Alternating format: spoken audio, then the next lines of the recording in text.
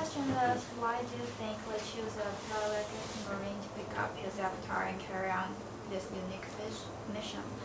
Does the movie use the character to imply any meanings?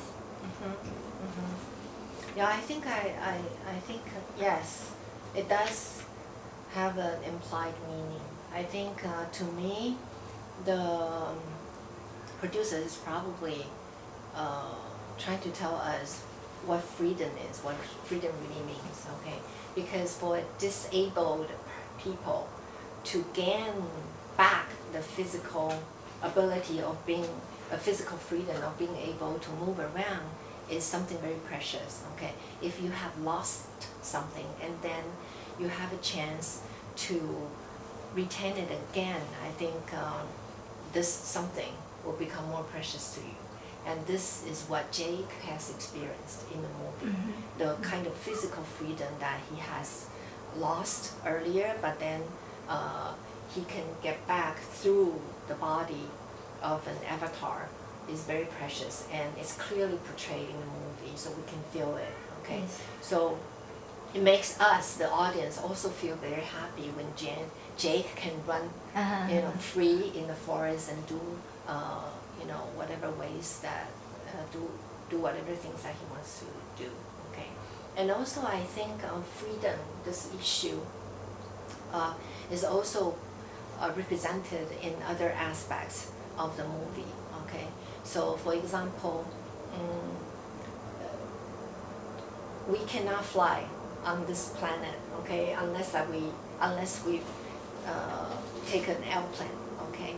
But then in that movie, you can fly as free as a bird if you ride on this bird, okay? So that also, I think it's a kind of freedom, and you try to control this bird with your mind, so you are really free because you establish a bondage, so the bird can read your mind. Wherever you want to go, the bird will fly to that direction. So whether you really are the beast that's flying or not, it's not important. Is where you want to go and you can go. That's what freedom means. Okay. So I think Jake is chosen for a reason, specifically because freedom is being felt directly through him. Okay. And then also freedom is being felt by people who are not disabled in the movie, okay? And on the planet Earth, we can afford that kind of freedom that we cannot experience here on Earth, okay? So that's the answer to your second question. Oh, change partner. Yes. Well, Professor, okay, I would like to ask that among so many animals and the plants in the movie, okay, what creatures fascinates you the most? It's about the movie's creation. Okay, what creature fascinated me most? Okay, it's a very difficult question to answer, because I think the whole movie is a fantasy. Okay, very intriguing fantasy. Okay, I think for one thing, the color. The color portrait of the planet is really fascinating. Okay, during the day, it resembles of a rainforest, beautiful rainforest. Okay, different layers of green. Okay, very rich color of green and all the shades and everything. But at night, that's really when the magic was happening. You remember the flowers that can glow like neon lights? Okay, when they run around places and flowers will open up like lanterns to light their way.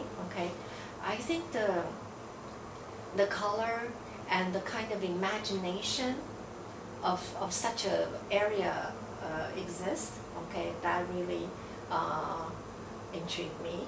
Okay, I think that's the creativity of the movie, and also the landscape. Okay, I think the movie maker dare to present a kind of world that we can never imagine. At least I could never imagine. Mountains floating. Okay, the kind of concept of having floating mountains. Okay, and the mystical creatures that we mentioned, that flies and that are very strong and powerful. Uh-huh. Okay, so those are the aspect that I think that address your question of creativity. Yes. Okay. Everything there. Okay, I remember that you mentioned behind the curtain just now that that impact of colors Mm. really has an influence on the creation of your daughter's art, art painting, right? Well, actually, my daughter likes to paint. Okay, and then I'm amazed at the kind of color combination that she can present. Mhm. Okay, but then after watching the movie, I asked my daughter. I say, can you think of so many colors? Yeah, to put on one picture. Yes. Okay, and present it in such a beautiful and a fantastic way. Mhm. Okay, of course, she has painted for many, many years. Okay, she says, "Mommy, no, not yet." Okay. So I think the movie really inspires us of the impossibilities of possibilities. Yes, it's unlimited. Unlimited, yeah. I see. So, okay, our last question. Okay, since that the movie is very much a present of art. Okay, you think the movie makes the movie maker to profit into concern into making it? Oh, okay. You mean do they take the concern of profit making? Yes, because most of movies, it is oriented from the bottom line is making profit. Yes. So, okay, what is your opinion? I think that's why James Cameron is so genius. Okay.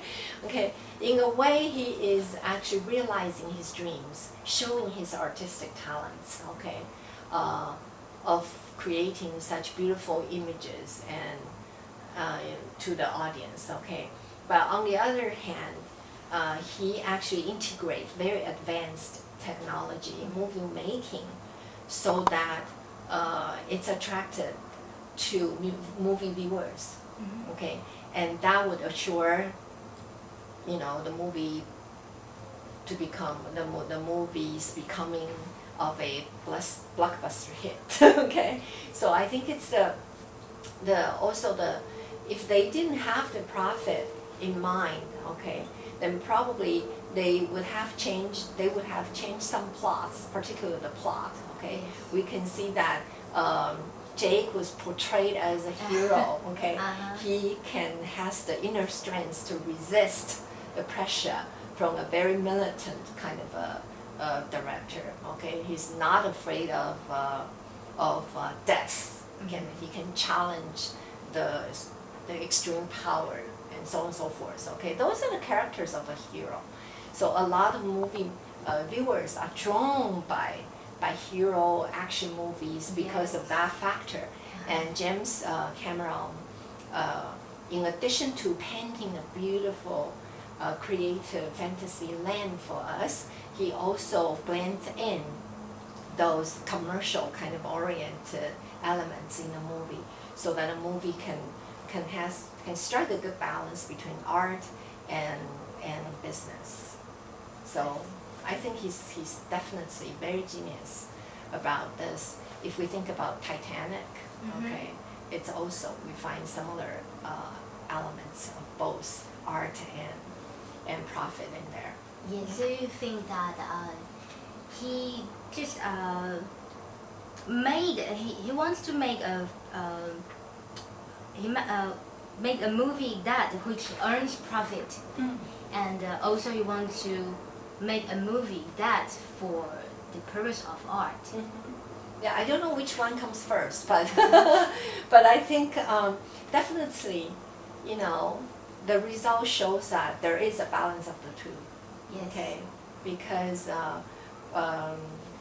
some plots also, another aspect besides portraying a great hero that saves everything in the end of the movie. Okay, another thing is the love story between this Navy tribal lady and Jake.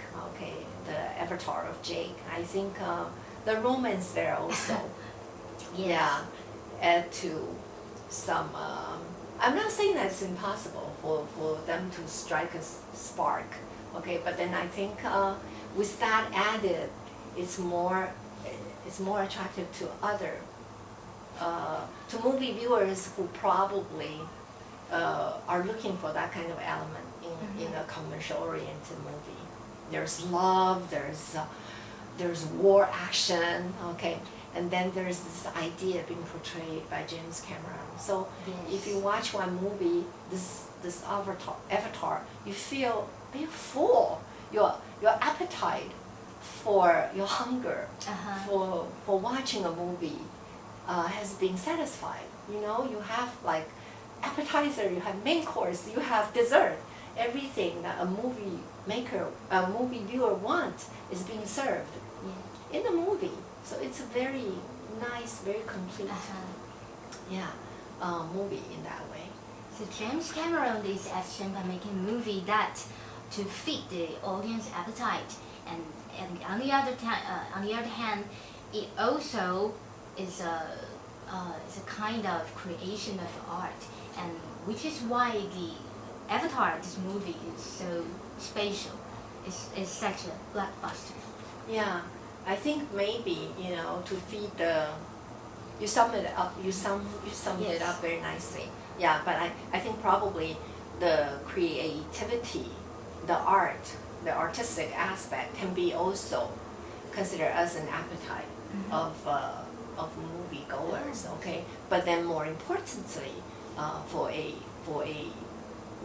for movies as an art from the perspective of being a director, I think they probably would be evaluating each other on the art aspect more than the commercial aspect. Okay, so I think he has really earned himself some respect from other directors in that aspect. And at the same time, he makes the big boss happy because he makes a lot of money in the movie theaters. Okay. I see. So this is the end of our interview, and we need to thank Professor Zuo providing such a great opinion. Thank you. So, and at last, thank you for your watching. Well, go watch Avatar if you haven't.